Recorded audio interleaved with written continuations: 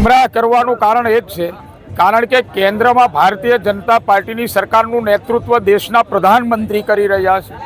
રાજ્યમાં સન્માન્ય મુખ્યમંત્રી ભૂપેન્દ્રભાઈ પટેલ સાહેબ કરી રહ્યા છે। બંને સરકારો ભારતીય જનતા પાર્ટીની સરકારો,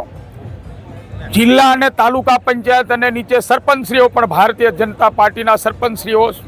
અને બંને સરકારોનો સારો વિચાર આદિવાસીઓ માટે હોવાના કારણે દેશના પ્રધાનમંત્રી નરેન્દ્રભાઈ મોદી સાહેબની સંવેદના આદિવાસીઓ માટે હોવાના કારણે કેન્દ્ર સરકારના બજેટોમાં પણ, રાજ્ય સરકારના બજેટોમાં પણ આદિવાસી સમાજનો સર્વાંગી વિકાસ થાય એના માટે સૌથી પહેલાં તો બજેટોમાં વ્યવસ્થિત ગ્રાન્ટો મુકાય નહીં તો પૈસો નીચે આવતો નથી, પૈસો ગામડામાં વપરાતો નથી। પરંતુ કેન્દ્રની સરકાર અને રાજ્યની સરકારનો સારો વિચાર હોવાના કારણે,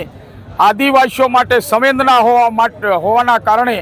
લાગણી હોવાના કારણે કેન્દ્ર અને રાજ્ય સરકારની જે ગ્રાન્ટો ગામડા સુધી પહોંચી રહી, રોડ રસ્તો હોય, શિક્ષણ હોય, આરોગ્ય હોય કે વીજળીની વાત હોય, આ બધું જ અમારી ભારતીય જનતા પાર્ટીની સરકારમાં જ્યારે ચૂંટાયેલા જનપ્રતિનિધિઓ સાથે મળીને જ્યારે કામ કરી રહ્યા છે, ત્યારે ચૈતરભાઈ વસાવા પોતે એમ કહે છે કે સમાજના આધારે અમારા વિસ્તારમાં આવે,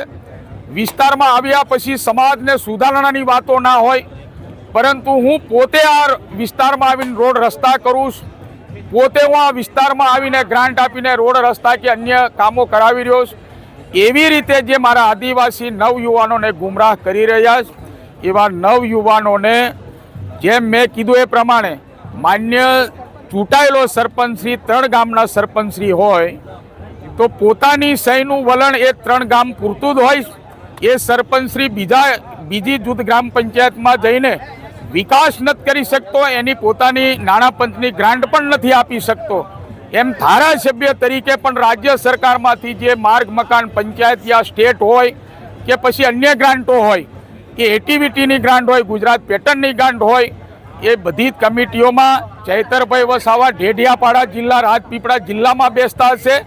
અને અમે જસુભાઈ રાઠવાને ધારાસભ્ય તરીકે હું મારા પોતાના જિલ્લામાં બેસું છું। એટલે વહીવટ તંત્રની જે વાતો છે, સંવિધાનની વાતો છે, જેને લોકોએ મતો દીધા,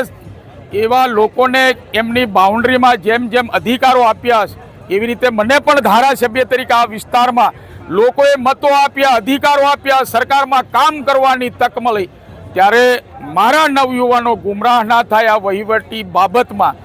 એના માટે પણ અમે વાકેફ કર્યા। ચૈતરભાઈ વસાવા જ્યારે જ્યારે આ વિસ્તારમાં આવે છે ત્યારે અમારા નવયુવાનોને ગુમરાહ કરીને સામાજિક અમારી જે સમરસતાઓ હોય,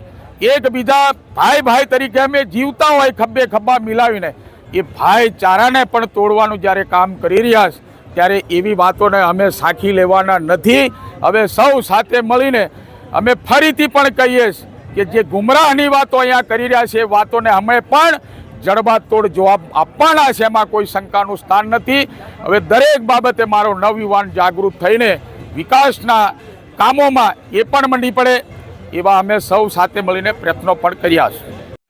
છોટાઉદેપુર સહિત રાજ્ય, દેશ અને દુનિયાના સમાચાર જોવા માટે સબસ્ક્રાઇબ કરો તીર સમાચાર અને બેલ આઇકોન જરૂર દબાવો।